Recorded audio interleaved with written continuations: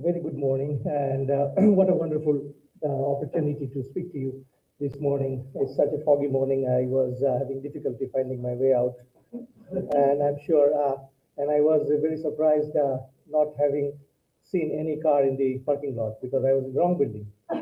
So then I thought, well, if that is cancelled, so I can go back and possibly return to bed. But since it is not happening and you all are here, I would like to start by saying that how grateful I am to be able to speak to you because it's really an opportunity which I always would like to avail at whatever circumstances is thrown out in my. So my background is very brief, not a lengthy bio. You can also Google, and that is an easier way to get to know what I do. Um, Both cases, you might find very bad reviews about me, especially if you are following me in Reddit. And I'll show you some. I'll show you some why, but you might get some positive feedback as well. I do teach as an adjunct in University of Winnipeg Political Science since 2019 after my postdoc, and this year particularly, I'm very happy to teach at CMU. I'm teaching two courses there. I have taught one finished, and the other one is going on. So basically, that is my academic activities. But beside that, I have a clandestine job from 7 to 3 p.m. I'm not going to tell you because it's being live streamed. But if you're interested to know, I'll definitely share with you. So that is what I do.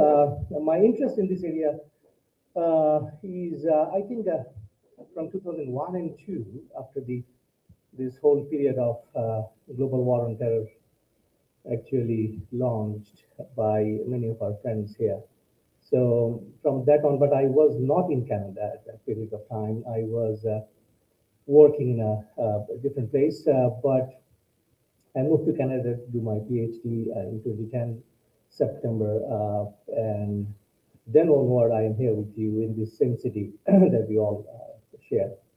And before I also formally begin my presentation today, I aim to talk to you around 40 minutes, couple of slides, not actually couple, I think 250 something.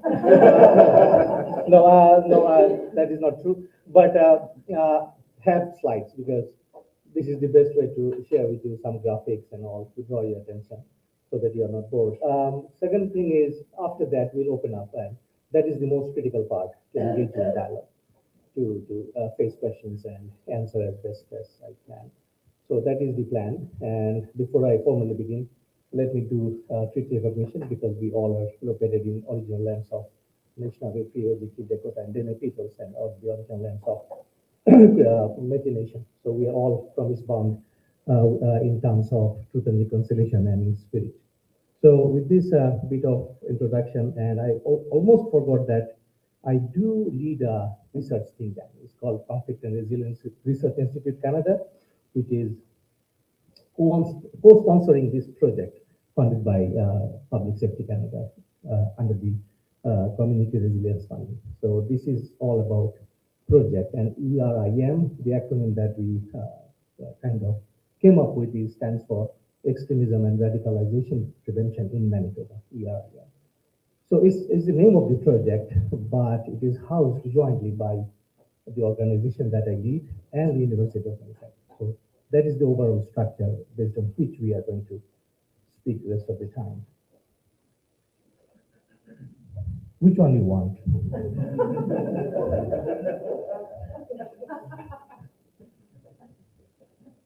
I think it will be a hypocrisy if I say, or if I choose personally 1, 2, or 3. It will be a sheer hypocrisy. So all of the above. So I'll switch between something I would definitely want to scare you because I think as a researcher in this area, that is what we were always told, that there is an existential threat in our society. It's doomsday, things are falling apart.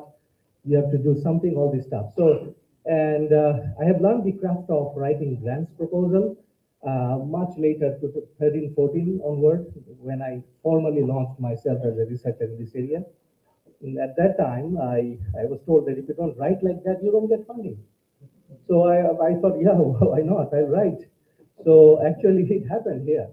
I kind of, but I had difficulty in portraying Winnipeg, Manitoba as a hub of problems because everybody in the east says that, oh, you don't have anything going on. Yeah, keep sharp. So, but I always wanted to tell this is why we need to talk about it. And I'll show one or two slides where actually, under the guise of nothing happens, people come here and establish their bases, right? So, having said so, I'll start with context. So here comes the professor hat. So please don't hate me. Um, I'll start with the context because context is important. In the area of peace and conflict studies, where I am a researcher educator, we talk about context because in many cases, whatever we talk about the phenomenon of extremism, it is basically context driven and it changes. The nature of extremism is always is beset with humanity from I would say 10,000 plus years where we first started society, agrarian society, which came about 10, 12,000 years ago. So if we take that as a starting point, extremism is nothing new with us. We have had different types, that's all. And I actually compared a very interesting similarity between anarchism and the type of extremism that we see, particularly in the institutional activities or movements, very similar 100 years ago and 100 years forward now. Is available free in the Google Scholar. So that is why let's start a couple of key ideas just to bring all of us in the in a same page. Hate-driven extremism is something dominating our discussions, our social media footprints, our policy dialogues, and most importantly, politicians. And this is something new. We have not used the language of hate against each other so frequently, so intensely, and so filled with, so much of judgments. I don't think ever we have seen that. That is driving polarization. And in a judgment a couple of months ago, I think October, yeah, last October, when talking about foreign interference and other things, the judge was saying that the polarization happening in our country is unprecedented. And he has whole judgment, and we have updated it in our posters, in our website. You'll see that this is what he possibly meant. And this is a very recent survey done by Public Policy Forum, and this whole report is up in our website as well for your easy references. And the idea of social polarization is gaining momentum. Let's put it like this. And you might be also knowing two important things happening today, Saturday, today. One is we are all remembering and respecting the lives lost in Holocaust. So today is the Global Awareness and Recognition Day for Holocaust survivors. And also today, possibly many of you are not aware, there is a small group of Freedom Convoy supporters are gathering in Memorial Boulevard, rejoicing the judgment that came 2 days ago. One judge said that government of Canada did not use its discretion, or it was excessive to use the Emergency Act. So these two things side by side happening, and in many places of the world, the conflict brewing, which I'll touch a little bit later, about the protest pro-Palestinian, and especially in Italy and France, pro-Palestinians were asked not to do protest today, just to respect the memories of Holocaust. So these are the things that happening around us in today's situation. Statistics Canada, not my research, not my survey, is a fact. But the point that what I'm trying to make out of the slide is, remember, police reported. Many of us do not go to police. We don't like police. and we have formed a group in our city which is called Winnipeg Police Cause Harms. I don't know if you know. So we don't like police, we don't go there often. However, whoever has gone, or how many people have gone, this is the stat. And again, as I say, pretty phenomenal in our history because we have started documenting hate crimes. Although there is a high threshold to declare some act as hate, because as per the Criminal Code of Canada, it has to meet something. But anyways, we have started documenting, and unfortunately, the trend is higher. Um, you are also possibly aware of the verdict of this case recently. And recently, I think a week ago, too. So this gentleman who drove a vehicle and killed six, seven family members of a particular Muslim family in Ontario, Waterloo specifically.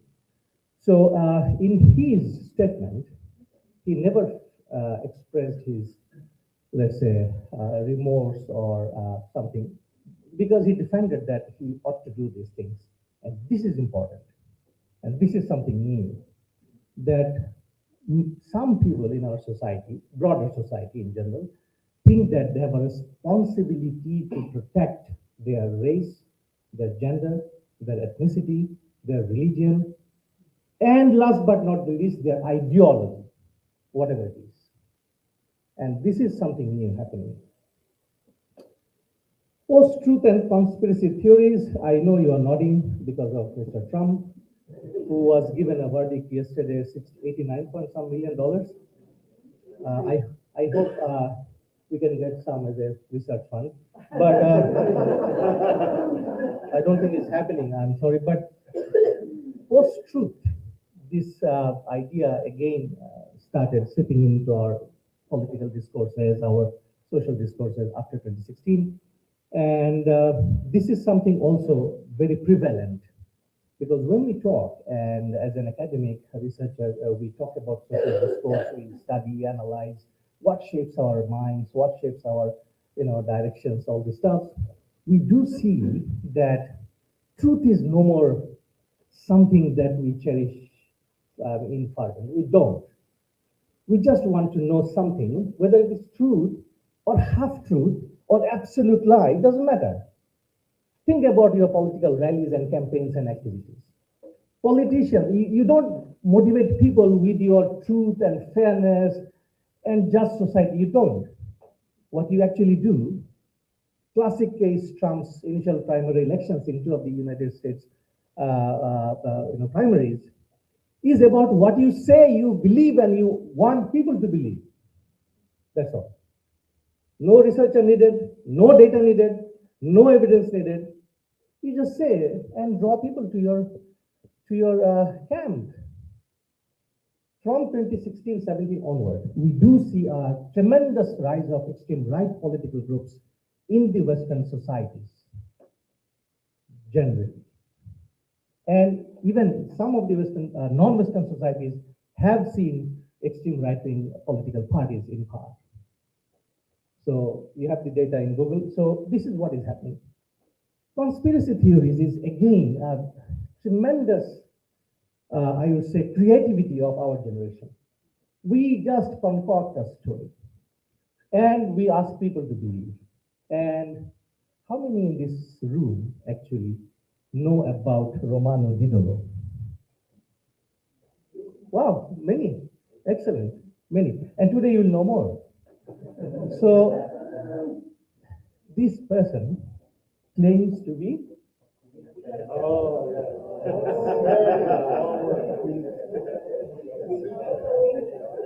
no problem. We look, folks.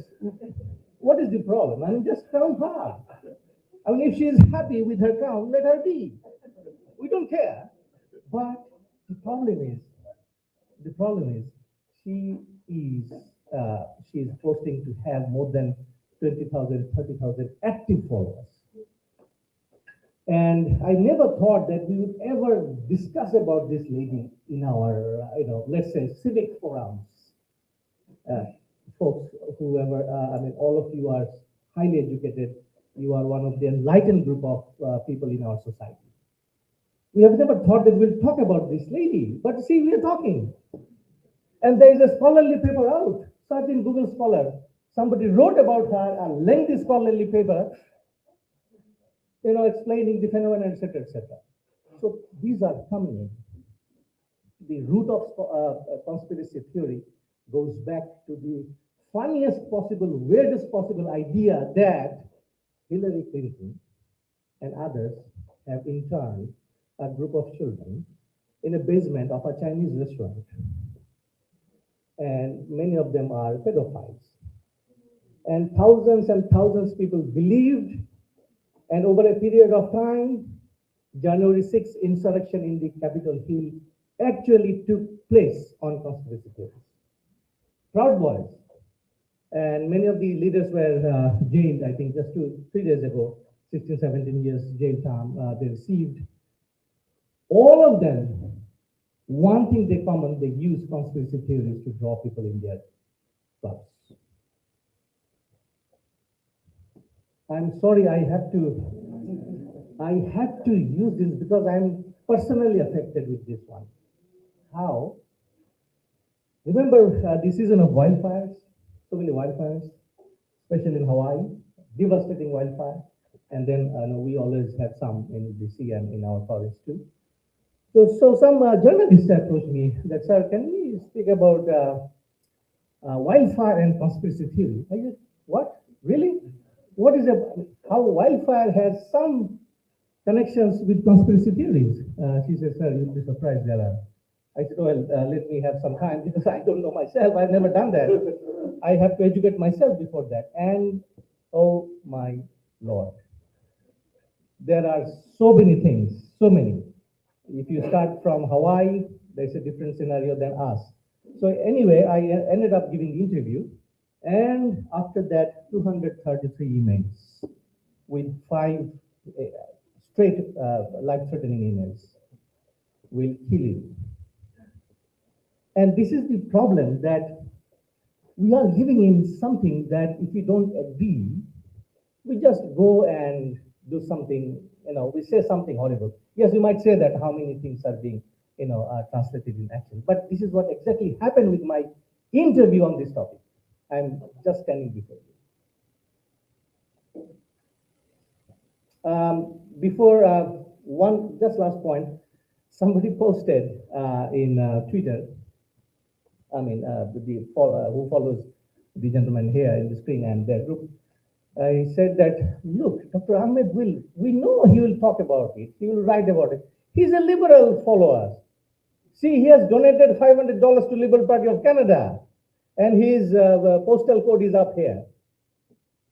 He did post, and one of the students called me. They said, did you donate $500? I said, who? I never donate because I can't spare donation, right? And this is what happens if you disagree.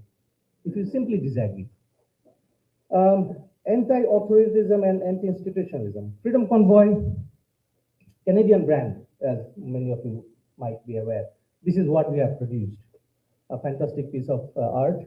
But the point is, again, I wrote in Conversation Canada a short piece, just 1,000 words, and received 1,200 emails in return. So that is fine, but the idea is that this is what has already started. A strong resistance against government, whatever government it is, it doesn't matter. Institutions, etc. Emergency Act, I have just mentioned that we have very polarized view about use of the act itself. Do you have Telegram in any of your cell phones? Anyone in this room? How many? You, ma'am? Okay. I know you don't use Telegram much. WhatsApp is popular. Signal is popular. But if you have, there's another very interesting thing that technology has given us. Use of, so many platforms. In this particular platform, this is from a news clip, and this is what is happening in the US. We can be complacent because we don't know whether we have it in Canada, but this is what is happening in the US. There are homeschools, those who have straight curriculums drawn straight from the 1930s neo-Nazi schools in Germany. And dissident homeschool is the name, and there are a lot of case and counter cases are being filed in the US, if you might say so, but people are still trying to understand how and why it is happening with young people in the US. But this is a reality. If you have Telegram, you can search. There is a group called Dissident Homeschool.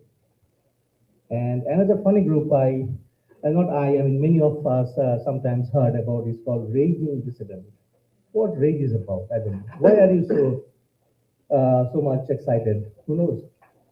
Ultra connectivity, emergence of radical communities. A very interesting phenomenon in this particular junction because we can create our community in less than 30 seconds. We all are aware. We all are proficient, and I'm sure if you agree with me in sharing your WhatsApp groups, many of you might have more than 10 or 11 groups in your phones. You have created your group for your convenience. Likewise, these extremist groups, they create and they manage their activities through this. No extremist group talk in Facebook, in Twitter. Twitter is gone out anyways, but no other platform is used so much as we do see here. In the US, and I just said that hate crimes and violent extremism are mostly used, or people are indoctrinated through this connectivity, the making of communities. And these are all used for very bad purposes. And even if you think about this group, you will see that Proud Boys was actually, before it was declared a terror group in our country, it was the most prolific right-wing group which actually managed so many chapters in North America and in Western societies. So many, in hundreds. And this is only possible because you have the technology. Then you have imported conflict and national security. If you read Al Jazeera's report that the Israel-Hamas conflict has given another window for us to understand how this can be used through disinformation and propaganda. A massive impact in our society. Whatever happens in the distant areas, for example, in Ukraine, for example, in Middle East, in Asia, we are going to be directly impacted because this is how it works now. Because you are connected real time on the ground where people are being killed or people are killing straight, no harassment, nothing. Just people are butchered and all this. So you are connected and you will be impacted. People will protest here. And this is the new reality. Well, AI. I don't know. I mean, if you are scared of AI, you love AI, in which group you are in. I am in the latter. I love AI.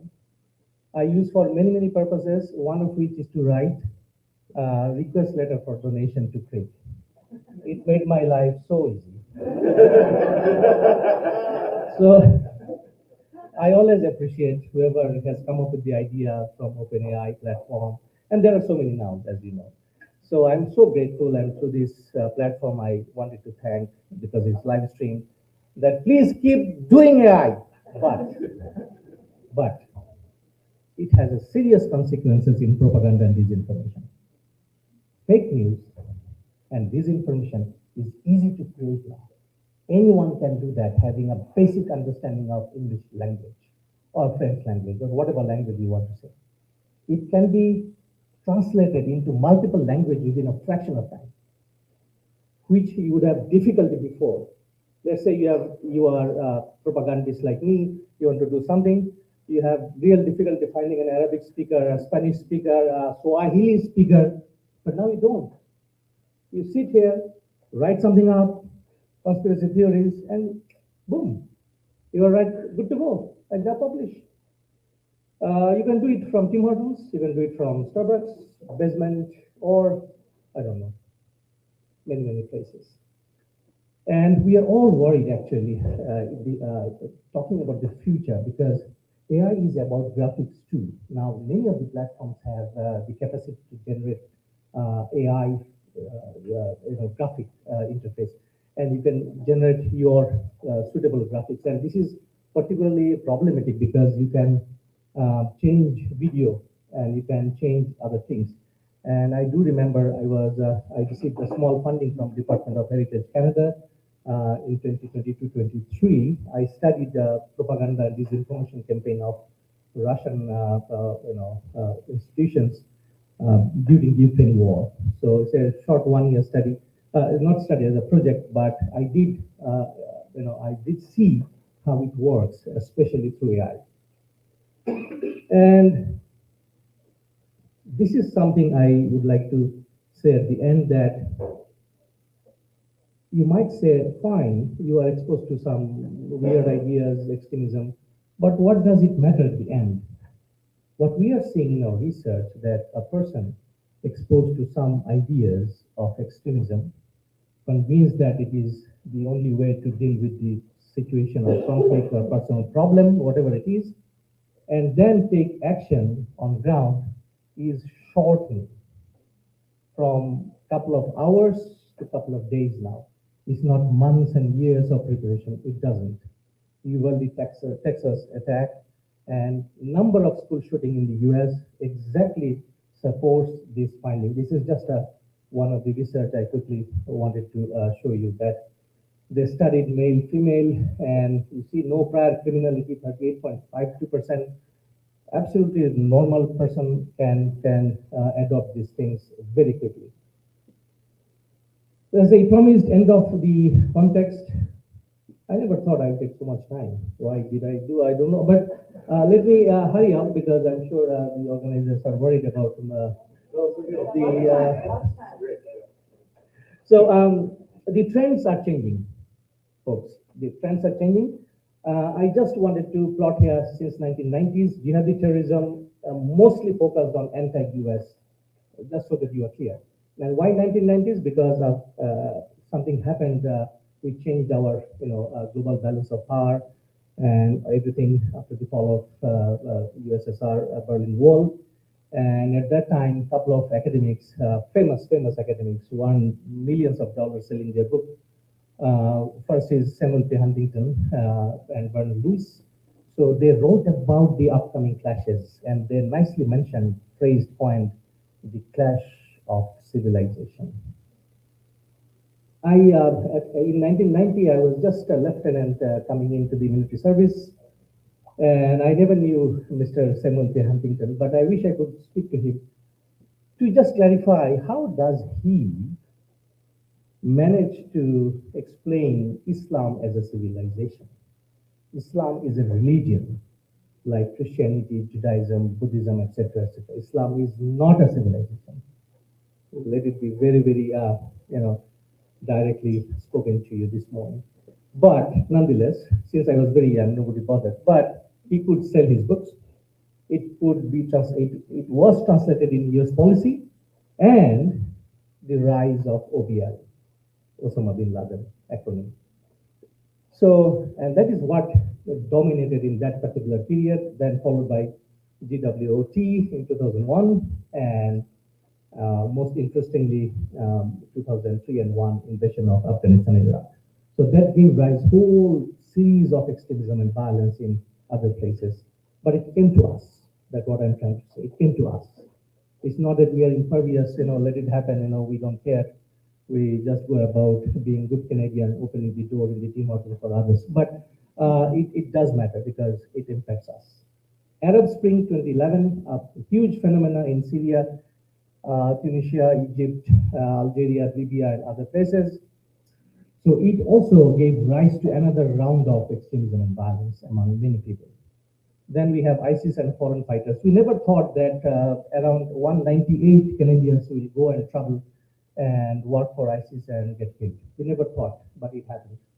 Not 188 died, around 90 actually were killed and died, but we never thought it would happen. We never. But it happened, and many are coming back. So this is something also changed, and then we have 16 onward far right neo-Nazis, white supremacy, which we, from the Canadian government's perspective, we call them in total IMVE, ideologically motivated violent extremism. So now we have, kind of narrowed down that people become, extremists because of ideology, whether it is religious or political. And there are many groups within the last group, small subgroups. Just another research done by IUP, especially between 2010 and 2020, what they are showing, as you see the legends, that the actual death, actual casualties occurred and happened with this group. And the unclear group, as you see, also constitutes quite large in beginning of 2010, but it has been narrowing down in 2020 onward. This is the group which is very difficult to understand and narrow down because they have many, many reasons. And one of the group members, they call themselves incel, involuntary celibate. We have had an attack in Toronto, as you all know. I'm sure none of you know these folks because they are putting on the cloud. So, but do you know what is the flag and what is the symbols or language being used there? Anyone? $25 Tim Horton card. Anyone? Sorry? Uh, no, it's a okay. A clue. It's a medieval language, 16th, 17th century medieval language. Anyone? Don't Google search like my student. Yeah. So I'm sure because it is very less known. I mean, it's runic alphabet, RONIC, runic alphabet. It's used by Vikings mostly in that period of time, but it originated in Europe, especially in the Scandinavian area. So the base, as many of you by this time you are aware that it was here, and our journalist, who I always motivated because I can't pay him to speak to my class. I'm so poor. So what I used to tell him that, Ryan, be sure you'll get a Pulitzer Prize. And he used to tell jokingly, no, Ahmed, I will not. I think, I'm sure you'll get, we'll do a lot of, social media campaign. Come and speak free to us. So he used to come always. But he is no more in the free press. He has moved on somewhere. So he was unearthing these whole things. But the most troubling part for me is that it's not just a group. It's not just a group running some workshop about the danger of the danger looming onto the white population of our society or something like that, the environment, etc. It is the group which claim themselves as accelerationists. They want to accelerate the social change through extreme violence, i.e., killing people, to start race war. And this has it has originated from US, but they studied quite hard, like me, to find out where is the best place to go and quietly do our stuffs, including training of arms. Ryan Thorpe he was told that he should be recruited as he will use arms. That is how he was approached to be recruited by the recruiter. And he's also, unfortunately, a Winnipegger from Beausejour, and you possibly know Sergeant Matthews, who is behind the bar now in the US. So this is something is really troubling because of the notion of violence, extreme violence. Do you know this guy? Anyone? It's a little dated, but I still wanted to juggle your memory. Erim Driver, young fellow, a converted Muslim, and suddenly we see him in the front page because he was flagged by intelligence agencies in the US and then asked as a supporter of ISIS. He wants to go and fight and all this stuff. Then he was picked up from, I think he used to live in for that part. And then he was quiet. He was issued peace bond, etc. And when his lawyer defended that no, it's just a case of erratic youth, frustrated, all these things, then I think the restrictions were loosened, and then he went to Strathcona, Ontario. And then one fine morning, FBI warned us means Canadian law enforcement, that there is a suicide video up, martyrdom video, what they call. Please check. There is going to be an attack in a shopping mall in Strathcona. And then our law enforcement came in, and it was such a fine intervention just in time, because he was about to be boarding into this very taxi where he blew himself up. I met his teacher. He was enrolled in adult collegiate, and his teacher she was so kind and so brilliant. She came and took part in some of the seminars that I ran in my university under my postdoc program, and we got a very clear picture about his mental makeup. Such a decent boy, according to her. He had never displayed. He never argued, and there were many hot-headed guys in the room who happened to be arguing with the teacher, but he never. He was a very docile, decent gentleman, and but this is how we ended up with very recent cases of young and vulnerables. And I was connected. I'll show you a slide of a group of people in the US. It's called Western State Center. It's a group of very large group of 300-400 teachers like you in the US, and they released a book, a toolkit many I think years ago. And one of the things that one of the young mothers in the US contacted, and she expressed, and which I picked up later from Twitter. I contacted the mother herself, because she was explaining how her children, very young, at the age of 10, 12, were radicalized to a certain extent that she was afraid that they would end up in violence. And that is how we started. And of course, a very recent event in Ottawa, where RCMP laid a charge on a team about terror case against Jewish population. And gaming platform, least researched, least explored, because it's difficult. Because the gaming companies, they don't let you share their data ever. They will not do it. You can't get in, but we do know that this is one of the secure channel of communication. Very secure. You can't really, it's beyond encryption. You might be complacent that, well, my signal is encrypted, end-to-end encryption. Don't be, because your data, metadata can be accessed. But in gaming industry, it's very difficult to access all this data. And this is what is coming up as a very fast platform for communication.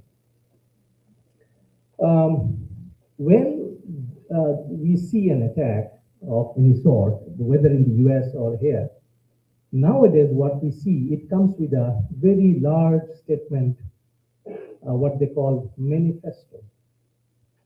And in the past, this word was associated with communism. I said this word a little gently, but now it is associated with extremist groups or people. So this one is also, it came with a long manifesto. The Christchurch attacker had a long manifesto. Andrew Breivik has the longest, couple of 100 pages. So they explain why do they do. And all these things have one particular item in common. They use great replacement theory. And since you are not taking any of my classes, I won't go there. But if you ever you are interested, please do come. We'll talk at length of this particular theory proposed by a French obscure person, I would say, to frame properly, who lives in a chateau somewhere in France. But he became quickly popular because of his idea of replacement. Ladies and gentlemen, my interest is here, prevention. I left the other areas to others because I'm not very much interested. I talk, I work, I do activities about intervention. And my basic goal is to educate and aware people that it is a problem that we need to talk about, we need to understand, and then we need to do something at whatever capacity we have. I don't come here with a solution. There is no solution, and I can propose this morning. I don't have. But what we have today is an understanding of this idea which we can do mutually. Western State Center is a very close fit in our northern hemisphere. We don't have anything like this in our country. We are highly independent, province to province to province to province. Alberta does something which we don't agree, possibly all of us, but this is the case, like Saskatchewan and all these things. So we have an issue because we don't have unity in terms of ideas. But America has, I know you're saying, so what a contradiction. But yes, they have those things every day, killing here, there, but they do also have very strong educators network. And this is one of the examples. I did a summer course with them. I know this group very well, and I'm very well connected with them. Oh, here is myself, anyways, self-promotion. So, but there's a reason I'm coming, why I wanted to go through that route. So I was given this project funding back in 21, I think, yeah, December. So CBC and others, they interviewed me. I was so happy. Wow, changing the world. This is the time, right? So all these things were going on in my head. I was super happy waking up at 6:45 a.m. in the morning to have the morning interviews, etc.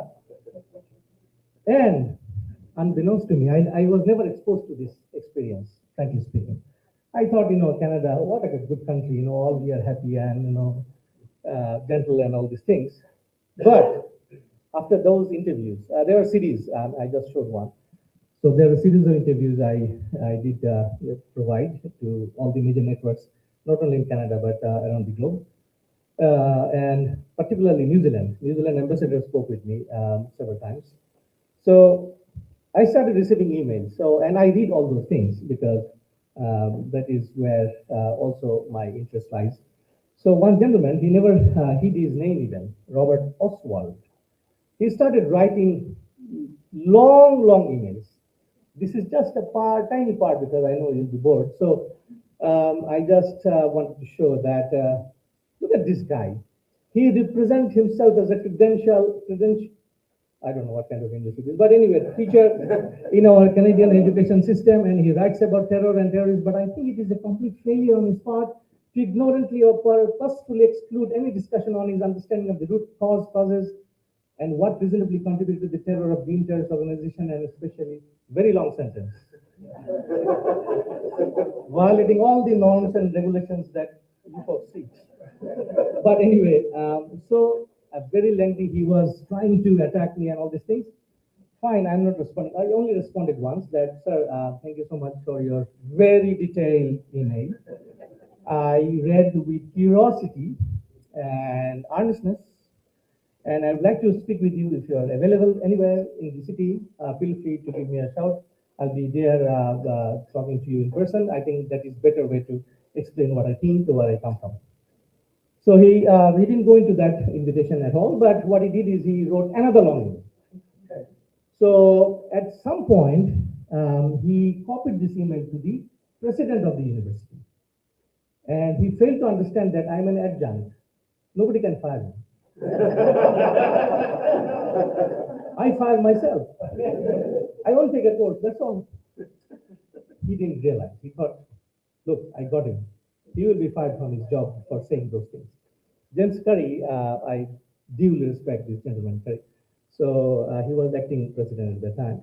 So they know each other, unfortunately or fortunately. And this gentleman is, I'm sharing his name because he let me, right? So he owns a business, etc. So James Curry took up this battle for me. And he wrote, yes, I don't know all the adjuncts that we have, in bracket, which is the cheapest way to teach in corporate world. So, but I checked Ahmed's background. He comes from military, 19, 20 years of service. Then he started teaching here, got his degree here and all this stuff.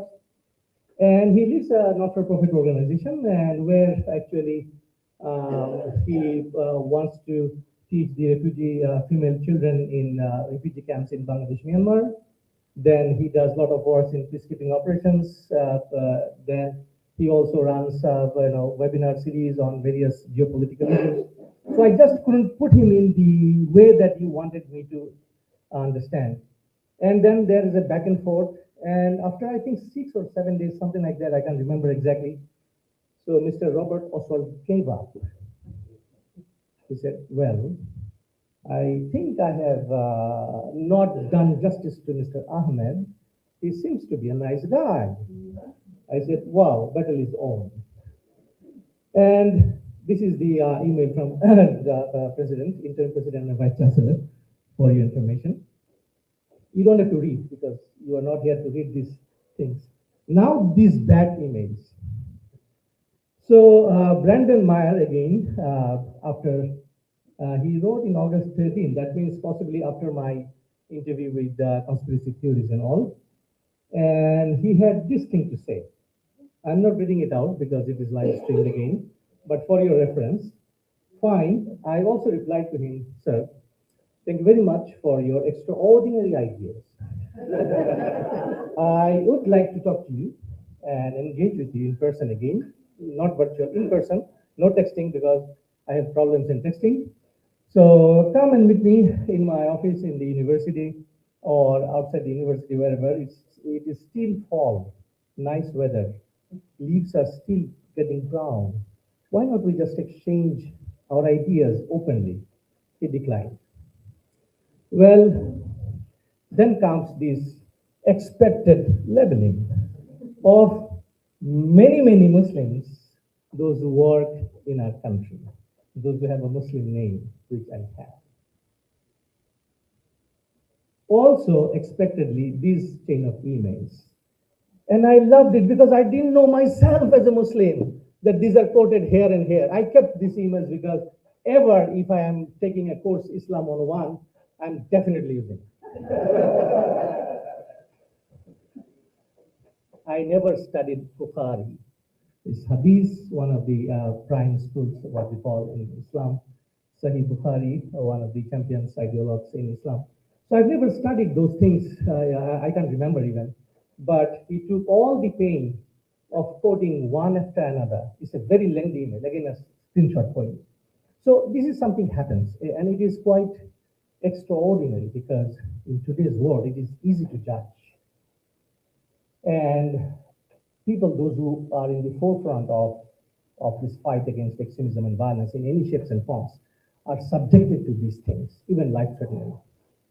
And this is what something is, again, very abnormal in our current time. So finally, the last part of the presentation today, our project, I have introduced. I'll quickly go through. This project is conceived very different. It's a project, not a research, as I want to clarify right from the beginning. It's a project. We wanted to do something. In the beginning, what we did is we reached out to you. The way I am doing it now, we reached out to you. And it came from my postdoc research. And there were people coming from our society, like many of you teachers, actively working, some are retired. And we started talking with them over 2 years. 30, 40 meetings, gatherings, in person, virtual. We started talking to them what we need to do about hate, about extremism, about various sources of violence that is available in our society. And the things that I've shown in the previous slides, more or less we discussed, we invited people, and all these things are up in our website. We have brought speakers, former extremists, and now good people. So they have spoken about it, all these phenomena. So I'll not hold on to some of the details because I have brought a whole box of toolkit, which weighs a little about 30 kilo, which I couldn't carry this morning. But I was told by our esteemed organizer that, but I have the hard copies in my car, and so it is there. I'll bring it with the kind help of some of you. strong, muscular, that will be greatly appreciated. So you have these details in our book, which is published with the help of public safety funding. These couple of details are given in the books, and it is a direct representation. These slides are from the book. I'll stay a little bit, 10, 15 seconds here. And on the top left corner is our ideologue guru, Romanudidulu. And just to give you a brief snapshot that these are the things we are facing in today's world. And these groups are going on and on. Anyone is aware of a group called Diagolon? Diagolon, Jeremy McKenzie? Little bit, sir? Okay. So Diagonal is another very interesting group, came out during the COVID period, and they have their own ideas. And this group and its leader, Jeremy McKenzie, was championed in the beginning by one of our political parties until he threatened to do something with his spouse. Until then, he was championed. But after that, several charges were laid. And I was told that some of them were dropped also. So one thing you should also possibly we should talk about is our schools, and why you are my interest, because I do teach in a different form, not like you directly one-to-one, but in my postdoc research, 2 years, which I studied in 1819 in UW, I did talk to many teachers in our society, and I think you are the front line of today's struggle against extremism. It is not about social science teachers only. Let me be also very clear. It is not the prime responsibility of social science. It is everyone's. And this is why I'm so grateful to my friend here this morning, Rob Fisher, who is patiently nodding. And possibly he wanted to check whether I am good enough to be a keynote speaker. So, beside the joke, Rob is. Let me praise him, because he's such a patient person. He attended so many of our meetings, right, Rob? As a stakeholder, he did participate.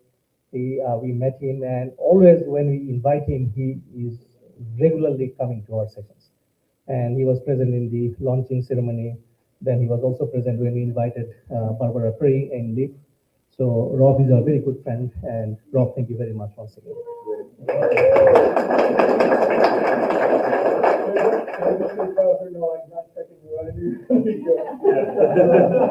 Rob, don't take it seriously. I mean, I'm just. Coming to this, I'm so happy to be invited, because it's an area that maybe like a lot of people might be very little about. And it was really, what was most impressive, and I think I've shared this with other people, is that to get in there to a room with people that this is their life work. Like, it's nice when we talk to people that aren't speakers like us. And so that was one of the big takeaways. So I'm very glad I had an opportunity to. Thank you. Thank you so much. But I want to be like you.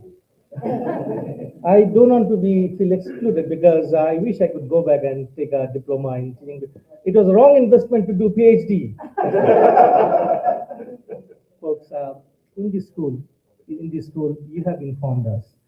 These are the major reasons for a student to become marginalized. It is your saying I'm displaying. It is your saying in the book that I'm going to give you right after this session. And you can take it home if you want. And this is what you have told us. And it also corroborates with the number of researchers done in this area as well. Because I am a big researcher, I do compile, I do read most of the things coming out in this area. So it is exactly, you have actually verified what we have already seen in other societies. School is our future. I don't know if that is an understatement or overstatement. School is where we are really creating leaders and followers. Many of them will end up as leaders, many of them. They will lead us, they will devise policies. And once I go with my policy or policy suggestions, some of them might outrightly reject me, right? Because they will say that no, it's not the case. Some of them might, entertain our ideas. So that is why school is so important in our whole project, and this is why I keep doing, keep connecting with you and other people whenever I have a chance. Brandon doesn't get out of my head for some reason because I lived in that community for 3 years, and I was there when this situation happened. I didn't have access to information and other things, but I learned through my connections and communities there how can a team in remote area think of such things and commit in doing something. And it was intervention right in time. But the idea is rural communities have issues too. And we are talking in Winnipeg, we all are from Winnipeg, but let's not ignore that we need to reach out to the rural areas as well. Isabin is one of the active proponent in our group, and he invites us. And in our book, we have quoted many of the stories from the participants, like Isabin and others. And you can see our main idea is to engage, educate, and prevent. And curriculum, we are not pursuing actively because we need a broader support from you. And today I need to appeal to you that if you support us, then we'll take the next step to reach out to the policymakers, especially in the province and the city, to understand that we can jointly do together. And believe me, in our country, in Quebec, in Alberta, uh, three levels of governments are actively involved in these things, actively involved. They fund schools, they fund projects, they fund activities, they fund research. So we don't do these things. It is what we are doing just from federal government. Um, Quickly, you'll have a couple of strategies of prevention that we mentioned, but I just wanted to make sure that you do not take those as a end of the everything. These strategies evolved, pretty flexible, and it is you who will decide what kind of strategy you would like to take based on the situation. So that is what we have in the book, as I said. And lastly, the website. This is a very meticulously done website. I do personally manage it. And for you, what I wanted to show today that we have uh, created a symbol database because many of the groups, they use symbols, and you might be confused about so many symbols up and available here. So you don't have to go anywhere. If you go here in our website and page, you'll find this thing. It has a searchable database, and you can search according to the group. Oh, what happened? Sorry. Right. Right. Thank you so much. So this is something you have readily available for you. And the reason I'm saying because there might be students in your classes, you might come across some symbols. So you can search it as per the group, you can search it as per the category. At least you have some idea this symbol belongs to who. And if you have that basic idea, then you can expand further whatever you want to show them or talk about. And then how to switch one? This one? Good. Yeah. Perfect. Thank you. And last slide. It's never too late for one caring adult to make a difference in the life of an at-risk youth. One of the quotes from our participants. It's such a profound statement. It is.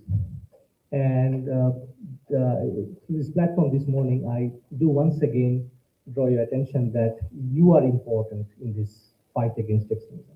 You are so very important because your role will make a difference in terms of not only saving lives, in terms of saving polarization. And this polarization, right from the get-go, I'm trying to draw your attention to, is even more problematic for all of us for the future of this country. I am often asked by the journalist, do you think it's a threat to democracy? Do you think it's a threat to multiculturalism? I always say yes and yes, because the basic ethos, the country that we have founded, we are living together. These actions, activities, discourses are directed to all of those models and ideals. I'm very straight up, I'm very honest in this statement. I stand by this statement. And this is why my favorite historian, I don't know if you know him, superb, superb guy, famous by now. He has published, I mean, this book is coming next. And if you have interest in history, you can try him. There are many lectures. He is very active in Instagram. He lives in Tel Aviv. He teaches in Hebrew University. In 2011, I took his course, and since then, I'm a big fan of him.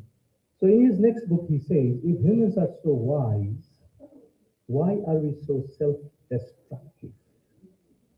With these thoughts, I would leave you for the rest of the day. You can sleep like me, go back, or I don't know what you have for your own day, eating lunch.